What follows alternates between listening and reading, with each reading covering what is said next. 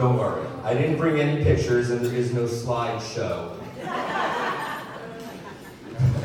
Some of you at the wedding shower heard about her first battle cry of Yippee Skippy.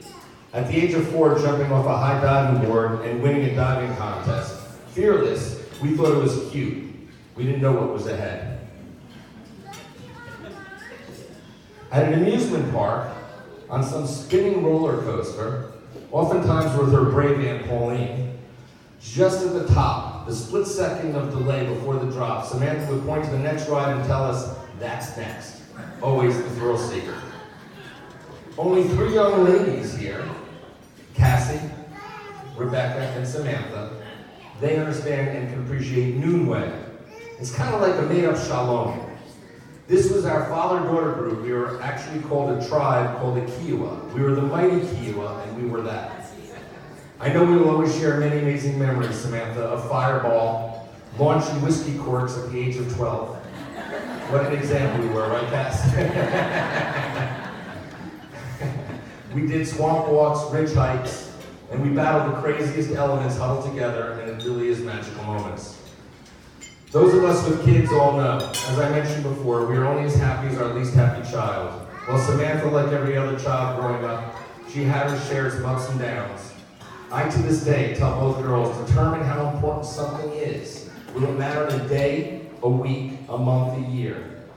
And this, tonight, Samantha, this matters. So, when I told you after your first car accident, yes, Samantha was rushing off to school in the 11th grade, hardly a minute to spare, as you can all picture.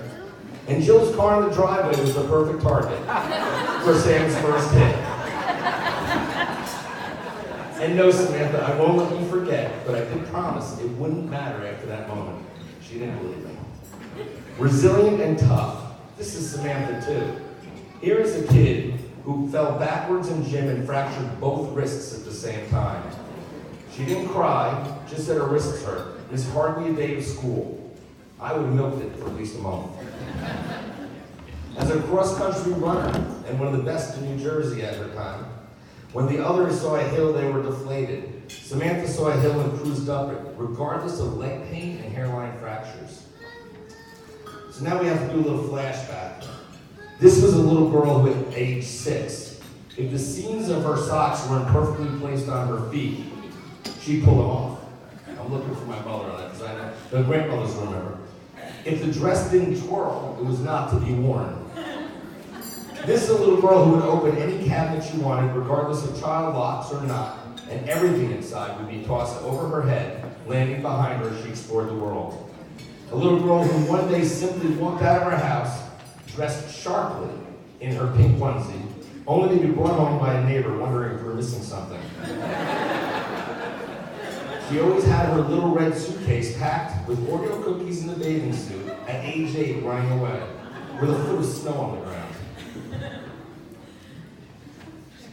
8 more pages. We all cherish the special relationships we have with our children. We would often tell the girls we are parents, friends, teachers, and they are also not just a child or a daughter, but our teacher too.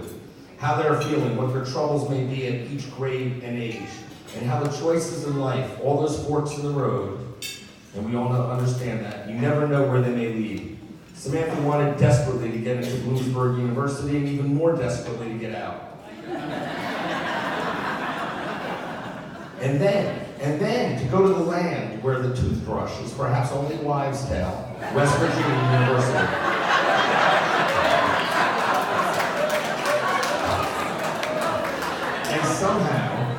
And somehow while working, she meets this guy who pretends to ask her to marry him. Who would have guessed that 3+ years later at the same spot, he would really do just that?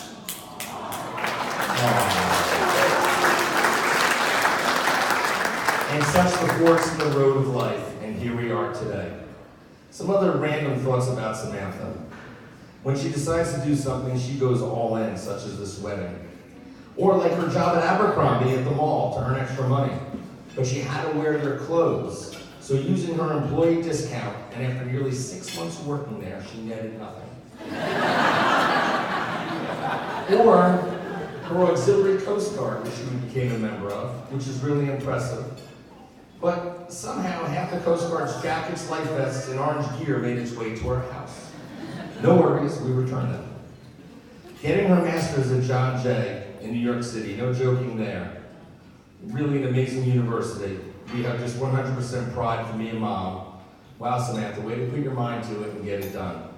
Bright, beautiful, determined, and happier than we've ever seen her.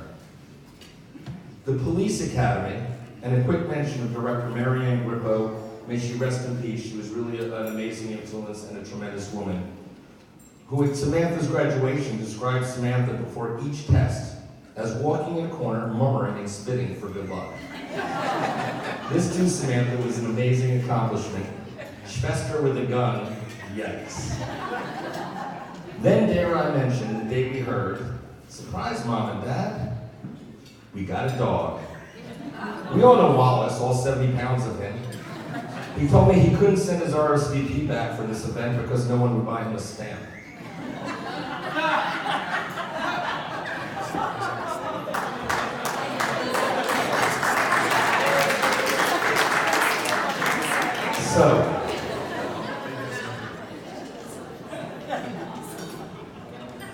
So that leads us to today. This amazing, special, beautiful, inside and out and in again young woman, surrounded by so many caring and loving friends and family. Samantha, who simply makes wherever she is a better place to be, with her keys. I met with her Andrew, whom she clearly loves so very much, and so do we. So if you please raise your glasses. May the two of you only know from happy, healthy, safe, and loving years, as a couple that continues to grow together and enjoy a beautiful drive of the road of life. We love you both.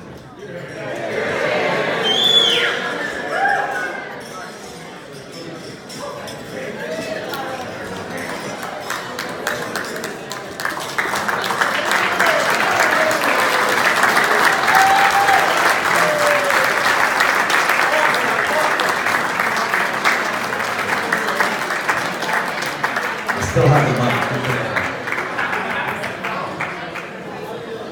So, for our next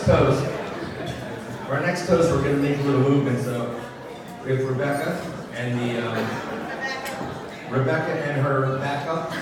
Would please make their way over here. Walk